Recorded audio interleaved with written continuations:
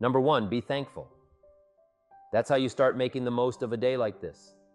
Be thankful for what you already have. Now, that shouldn't be a problem in America. Everything we need is available here. Everybody wants to come here, right? The last time I was here, I did a little presentation. Everybody wants to come to America.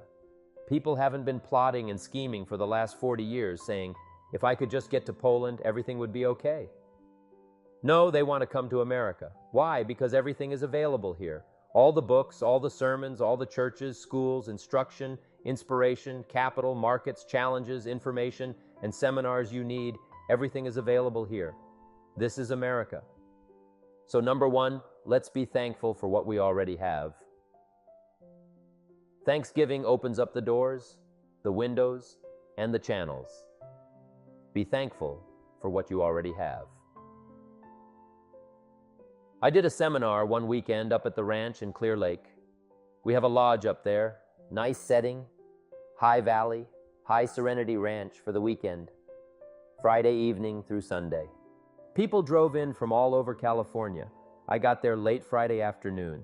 Everyone had pretty much already arrived.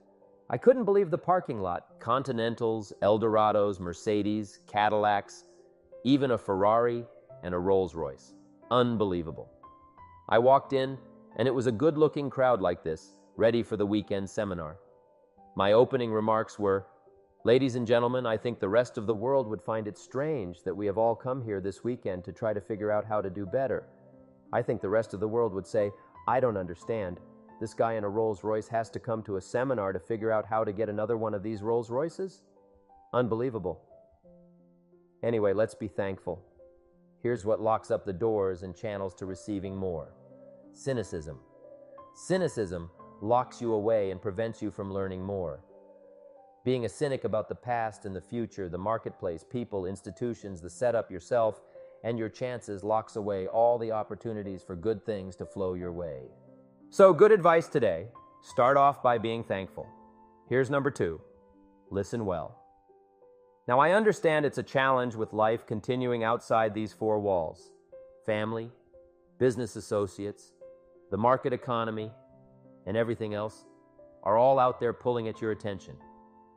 But for just a few hours, try to bring your focus in here and do the best you can to listen well. Lastly, take good notes.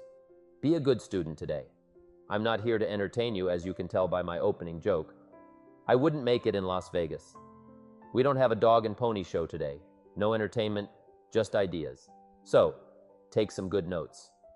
Someone recently showed me notes they took 21 years ago at one of my seminars in Los Angeles.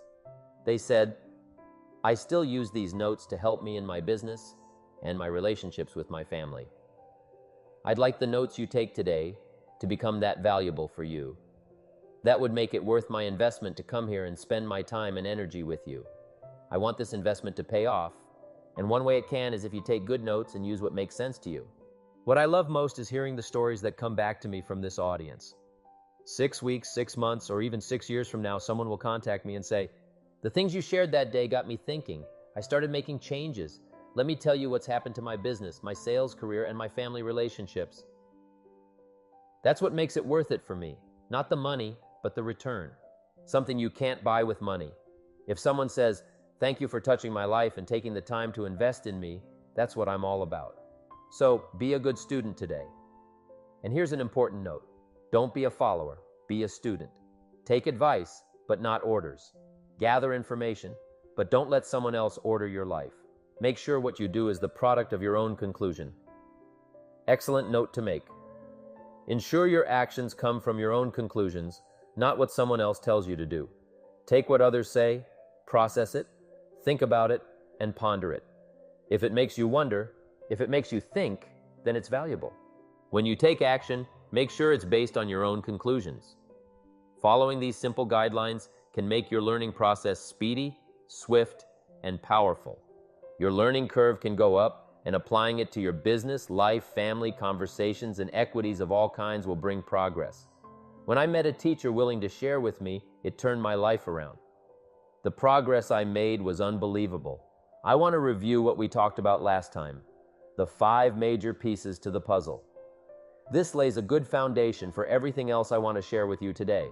We've got a lot of subjects to cover, so we're going to go rather swiftly. Put on your mental track shoes and run with me today. I'll deal mostly in concepts and expect you to fill in a lot of the details. But let's lay this foundation again. These 5 major pieces are the title of my latest book, and they're valuable for laying a foundation. These are the fundamentals I learned between ages 25 and 30 from the teacher who taught me so well. Basics for sports, basics for your business, basics for the way you deal with your family. A few simple things, few basic things that if you practice every day can make all the difference in the world how it works out. I boiled it down to 5 major pieces to the life puzzle. Let's just review though. Number 1 is philosophy. Philosophy, philosophy. As I taught the last time I was here, philosophy. And my personal opinion is the major determining factor in how your life works out, philosophy. The major determining factor in how your life works out. Philosophy, to form our philosophy, you got to think, got to use your mind, got to process ideas. And this whole process over a lifetime, starting way back here when we were children, schools that we've attended, our parents, our experiences, all this stuff that we process by the thinking process helps to develop our philosophy. And in my opinion, each person's personal philosophy is the major factor in how your life works out. Here's what I called it in that last presentation. When I was here, it's called the set of the sail. Each person's personal philosophy is like the set of the sail now. I used to think it was circumstances that ordered my life. If someone would have asked me, at age 25, Mr. John, how come you're not doing well? Pennies in your pocket, creditors calling, nothing in the bank behind on your promises to your family. You live in America, 25 years old, got a beautiful family, every reason to do well, and things are not going that well for you. What is wrong here? It would not have occurred to me to blame my philosophy. It would not have occurred to me when I got this lousy philosophy. And that's how come I got pennies in my pocket and nothing in the bank. Things aren't working. Well, that would not have occurred to me. I found it much easier to blame the government, much easier to blame the tax problem. I used to say taxes are too high, top tax rate. When I first started paying taxes, 91%. Back then, when your income reached a certain level, all your income over that 91%. So I used to say that's too high. Now the top tax rate is about 33%, but people are still saying what taxes are due. See? But you can't use that anymore. If it's gone from 91 to 33, how could it be too high? Come on. I threw all that old excuse stuff away. Some people found it though, and they're using it these days. My old list. I used to blame the traffic. The weather used to blame circumstances, right? People saw them too. Too tall and too short. I'm too old. I was raised in obscurity, raised on a farm, parents of modest means. All the stuff, if you would ask me. How come you find yourself here, Mr. John, age 25, living in America, land of abundance and opportunity, pennies zero in the bank, not doing well, characters calling? It would not have occurred to me to blame my philosophy. I found it easier to blame the company policy. I used to say, if this is all they pay, how do they expect you to do? Well, so I figured that, my future was going to be tied to what everybody else was arranging the economy and interest rates. I used to say things cost too much. That was my whole explanation, not my philosophy, until my teacher taught me better that this is where the problem was, my own personal philosophy. Here's what's exciting about each person's personal philosophy. That's what makes us different than dogs and animals, birds and cats and spiders and alligators. That's what makes us different than all other life forms. The ability to think, the ability to use your mind, the ability to process ideas and not just operate by instinct. In the winter, I'm telling you, the goose can only fly south. What if south doesn't look too good? Tough luck. It can only fly south. But see, human beings are not like a goose can only fly south. I mean, you could turn around, go north, you can go east, you can go west. You can order the entire process of your own life. And we do that, by the way, we think we do that by exercising our mind. We do that by processing ideas and come up with a better philosophy, a better strategy for our life goals, for the future, plans to achieve those goals. All this comes from developing our philosophy. Philosophy helps us to process what's available. Well, when we get here, we got seed and we got soil and we got some rain and we've got some hot sunshine and we've got some seasons. And what the miracle of life? Now the key is, what do you do with all this stuff? How do you turn all this stuff that's available here into equity and promise and lifestyle and dreams and future possibilities? All of this that's possible now with human beings. How do you take all this stuff and turn it into this equities and values? Well, it starts with philosophy. What is the seed? What is the soil? What is the sunshine? What is the rain? Is it possible to take some of each of all the stuff that's available and turn it into food, and turn it into value, and turn it into nourishment, and turn it into something spectacular and unique that no other life form can do? And the answer, yes, but you cannot deal with all this stuff and what to do with it unless you start refining your philosophy. Think, use your mind, come up with ideas and strengthen your philosophy. So the seed in the soil, in the rain, in the sunshine, this is called, the economy and the banks and the money and the schools and everything that's available out there processing information, what to do with all that and turn it into equity and value. That is the major challenge of life, my personal opinion. So each person's personal philosophy now is going to determine what you're going to do with seed and soil and sunshine and rain. Miracle, the change of seasons. That's it, my personal opinion. Each person's personal philosophy is like the set of the sail. That's what the seminar for today help you to trim a better sail. You don't need a better economy. You don't need better seed and soil. In fact, when it comes to seed and soil and rain and sunshine and seasons and the miracle of life, that's all you got. Now, what if you blame everything else? Then you're blaming all you've got. If you blame the economy, the schools, the teachers, the sermons, the preachers, the marketplace, the company, and company policy, what else is there? When some people finish their blame list, there's nothing left. That's all there is. If you blame the only thing you have to work with, it's a colossal mistake. Not understanding that it's all you've got to work with is a fundamental error. If this is all you've got to work with, you can't change the seed, the soil, the rain, the sunshine, or the seasons. You can't say, I'll take 3 springs, 4 summers, 9 falls, and no winters. No, you can't fool with this stuff. You have to take it as it comes. So what can you change to make your life work? You have to start with your philosophy. Guess what I had to do at age 25 to change my future? I had to change my mind, my thinking, and my philosophy. I was messed up on what was causing my problems. Once I straightened out my thinking and stopped blaming the government, taxes, the marketplace, the economy, high costs, negative relatives, and cynical neighbors, and started addressing the real problem, which was me, my life exploded with change. My bank account changed immediately. My income changed immediately. My whole life took on a new look and color immediately. The early results I got from making these philosophical changes tasted so good that I've never stopped the process from that day until now. With a little consideration of refining your sail by setting a better sail and refining your philosophy, your whole life can start to change from today onward. You don't have to wait until tomorrow, next month, or spring. You don't have to wait until next year. You can start this whole process immediately. I recommend it. Now, some people do so little thinking they don't even have their sail up. Imagine where they're going to wind up at the end of this week, this month, or this year. Now's the chance to change. Process all this information. Number 1 is philosophy, and we've dealt with all that. We get ideas from personal experience and other people's experiences.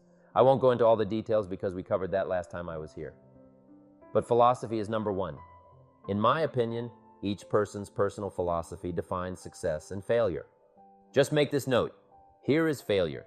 A few errors in judgment repeated every day. Now you can automatically assume. Mr. John, I can understand that a few errors in judgment repeated every day for 6 years can have a significant impact. As for my father, I think I told this story the last time I was here. My father, 88 years old, has never been ill and still hasn't retired. Not long ago, at midnight, we were getting ready to go to bed. We had drilled a new well, got some extra water and some more acres. He was all excited at midnight while we were getting ready for bed. My father was eating what he calls his midnight snack a little bit before bed. "Don't go to bed hungry," he always says. As I watched him eat this midnight snack, I noticed he had an apple, a few graham crackers, and a glass of grapefruit juice. I thought, no wonder my father is so healthy. My mom taught us all those good health practices. She taught me when I was growing up, and I'm an only child. I've never been ill past the age of 5. My 2 daughters have never been ill, and my grandkids have never been ill. The legacy lingers on. As I watched my father have this midnight snack, it suddenly occurred to me, I know that's part of it. An apple a day, that's got to be it. An apple a day keeps the doctor away. It's a good question for this intelligent audience. What if that's true? You might say, well, Mr. Allen, if that's true, it would be easy to do. Then what's the problem? It's easy not to do. It's easy not to adopt it as your own personal philosophy. Consider the guy who says, a Hershey bar a day. No, you've been watching too much television. It is not a Hershey bar. You've got to be smarter in philosophy than to fall for the Hershey bar a day when it's an apple a day. You've got to be smarter than that. If you make that kind of error in judgment every day for 6 years, it will accumulate into disaster. Sometimes in the first year you might say, well, I'm so healthy now, what difference is it going to make? You've got to be smarter than that. Just because disaster doesn't fall on us at the end of the first day doesn't mean disaster isn't coming. You have to look down the road and ask, will the errors in my present judgment or philosophy cost me in 1 year, 6 years, 1 month, 6 months? The cost in money, health, and success is too great. If you look down the road a little ways and see errors in your current judgment, like choosing a Hershey bar over an apple, you need to correct them. At age 25, I found myself in a similar position. I started working when I was 19. I met my teacher, who helped turn my life around when I was 25. That's 6 years. At the end of the first 6 years of my economic life, I had pennies in my pocket, nothing in the bank, and creditors calling saying, hey, you told us the check was in the mail. I was embarrassed and behind on my promises. I lived in America, a 25-year-old American male with a nice family and every reason to do well, and I had messed up. What was messed up? I used to think it was the community, the country, the government. I thought if the Democrats got in the White House, that would mess things up. If the Republicans stayed in power, that would mess things up. I blamed the economy, interest rates, everything, but I found out that's not what was messed up. I was criticizing the only thing I had to work with. What was really messed up was my own personal philosophy.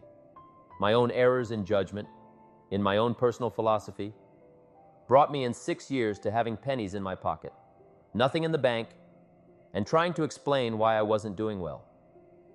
Living in America, a 25-year-old American male with a family and every reason to do well, I realized the problem was within me. Now, once I understood this, here's the formula for failure, errors, and judgment being lax about developing your own personal philosophy. I'm telling you, it's called accumulated disaster. It doesn't matter whether it's your health or your bank account.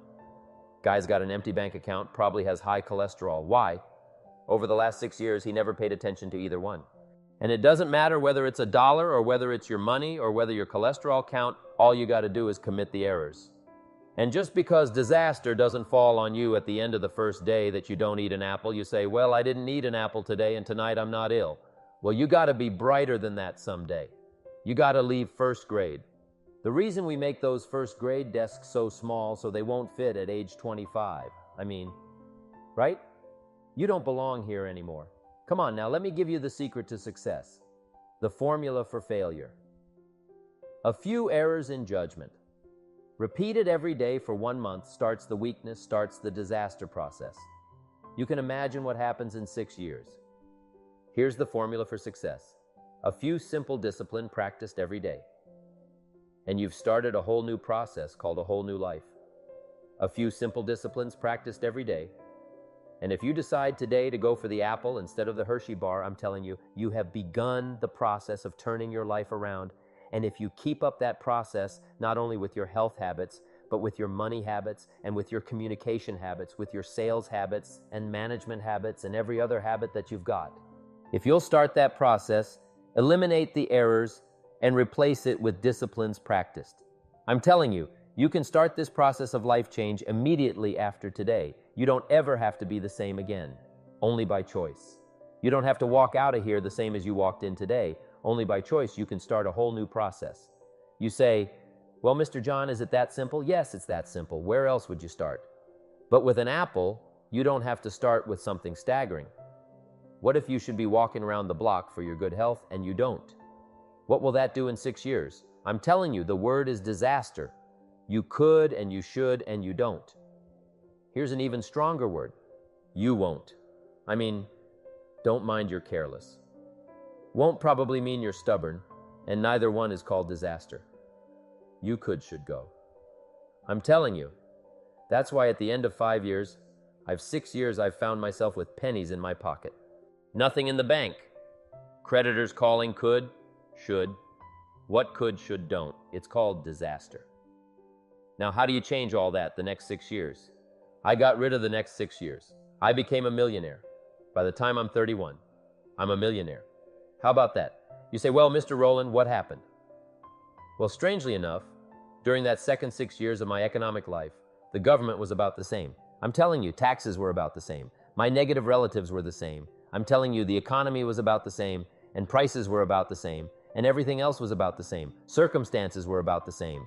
Then how come I got rich? How come I totally changed my life? I was not the same. So I said, well, why did you go to work on to do all that? I started with my philosophy.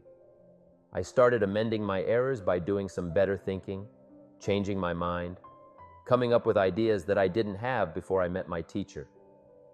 And once that whole process started for me, I'm telling you, I changed my whole life within a 6-year period. I was never the same. And I've kept up that process all these years.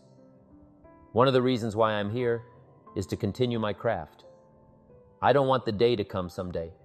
Somebody says, you should have heard Jim Rohn 10 years ago when he was really terrific. Yes. What I want people to say, I heard him 10 years ago, but you should hear him now.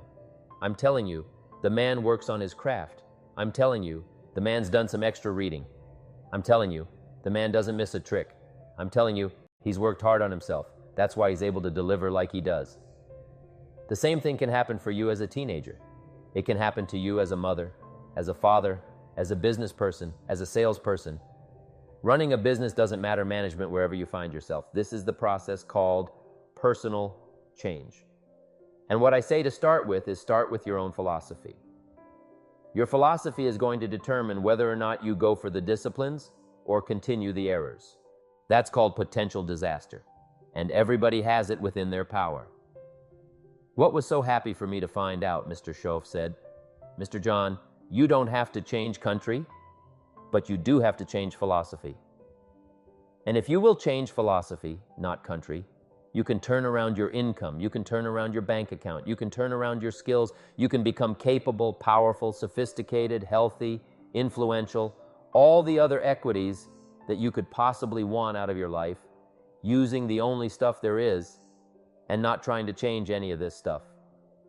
I appreciate all of this stuff, with all of its ups and downs, with all of it.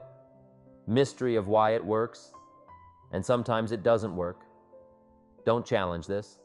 You don't have to ask for another planet. You don't have to ask for another country. Just ask for another book, ask for another seminar, ask for another idea, and you can start this whole process of personal life change. Now, I could spend the whole day on philosophy because that's where it is.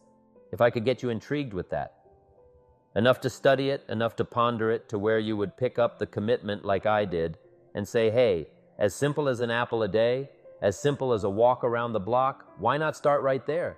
If you don't start there, where else are you going to start? Might as well start where it's easy and then go to the more complicated disciplines, because if you can't handle the complex, the simple disciplines, how can you handle the complicated world? Key philosophy. Here's number 2, attitude. We're affected by how we feel. First, we are affected by what we know and the decisions we make. Second, we're affected by our attitude, how we feel. Let me explain. How you feel about the past.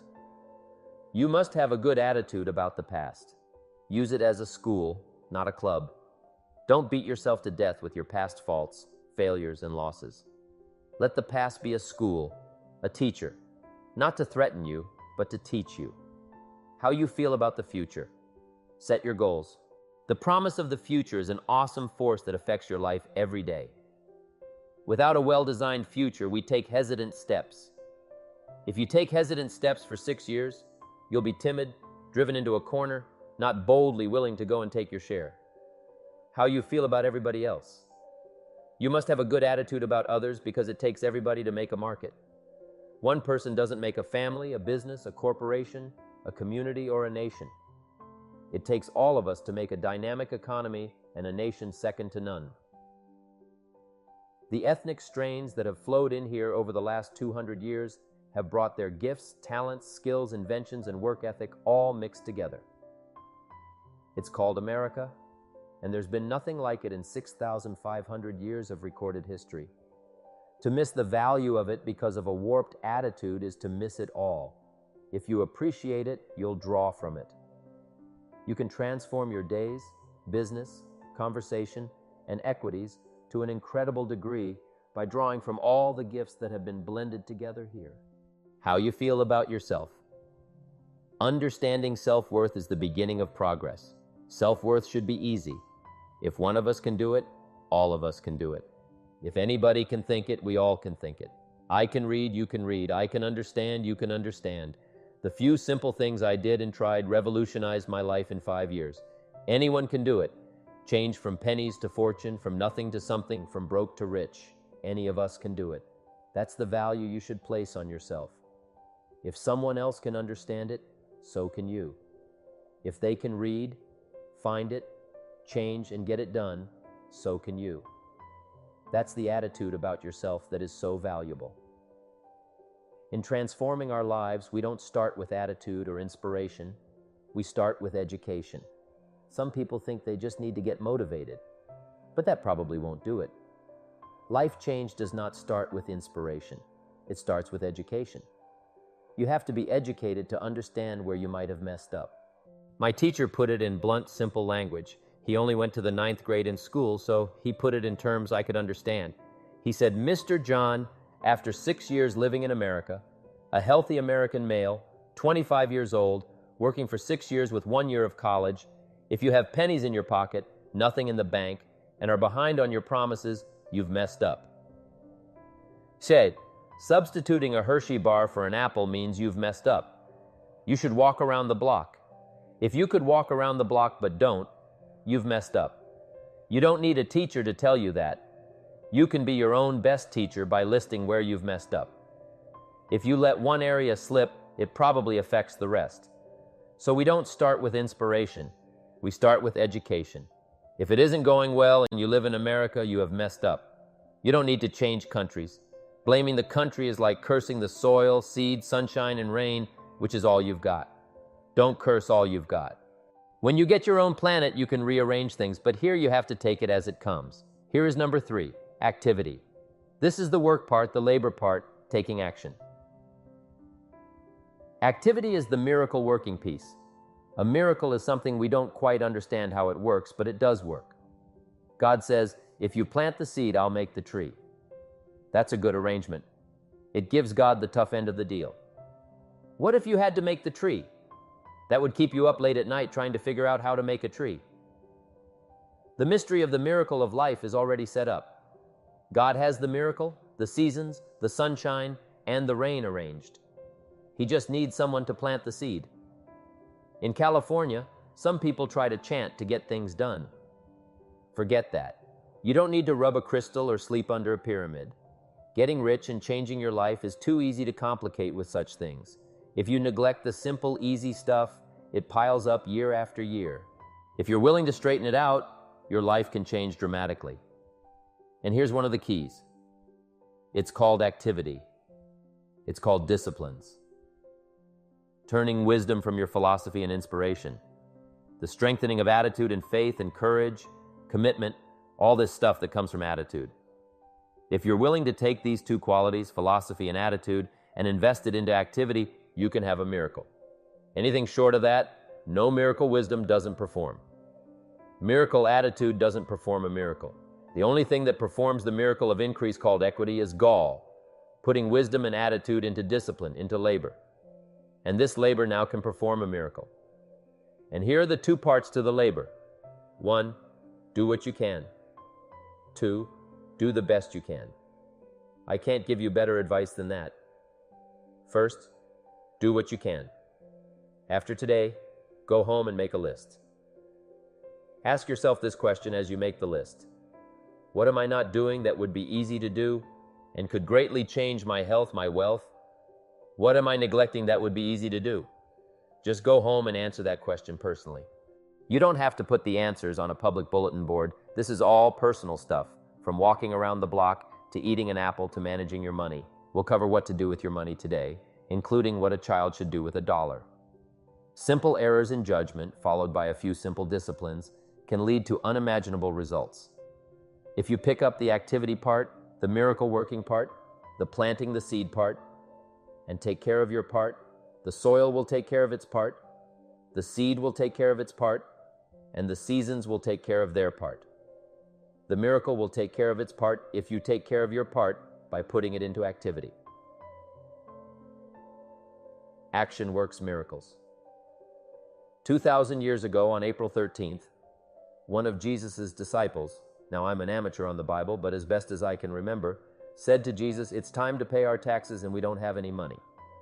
This is how I know it was about April 13th. Jesus' response, as I can read the record, was, "No problem." Then, why could he say that? Well, word has it that he was a miracle worker. If you hand a problem to a miracle worker, what would you be inclined to say? No problem. You have to hang out with folks like that. I belong to a small group like that. We do business around the world. When you hand these guys a problem, they say, "No problem." How many books do they read to solve it? As many as it takes. How early do they get up? As early as needed. How much information do they gather? As much as they need. That's why they say, "No problem." You have to hang out with folks like that. Jesus said, "This will be no problem, the tax thing." He said to his disciple, "It's simple. Go fishing." Wow. Now that was easy for this particular disciple. His name was Peter, and Peter was a fisherman. How clever. But here's the real problem. If you should fish, and you could fish, and you don't fish, you get no miracle. You could change, you should change, but if you won't change, that's called accumulated disaster. In 6 years, you'll be explaining instead of celebrating, with a ragged list like I had of reasons for not doing well, and pennies in your pocket. Could, should, don't, disaster. But if you start the process of change, could, should, and will, you can start this whole process. And if you put it into action, the miracle belongs to you. Jesus said to his disciple, "It'll be simple. Go fishing. And the first fish you catch, look in its mouth." Peter said, "Okay." He was used to strange things happening in this relationship. Peter goes fishing, catches the first fish, looks in its mouth, and guess what's in the fish's mouth? Coins. Peter says, "Wow," and starts counting the value of these coins. He adds it up, and guess how much it adds up to? Exactly enough money to pay his taxes and Jesus' taxes, which gives you Jesus' position on taxes. Now, we call that a miracle only because we don't quite understand how it works. It doesn't mean it doesn't work, it simply means we don't quite understand how it works.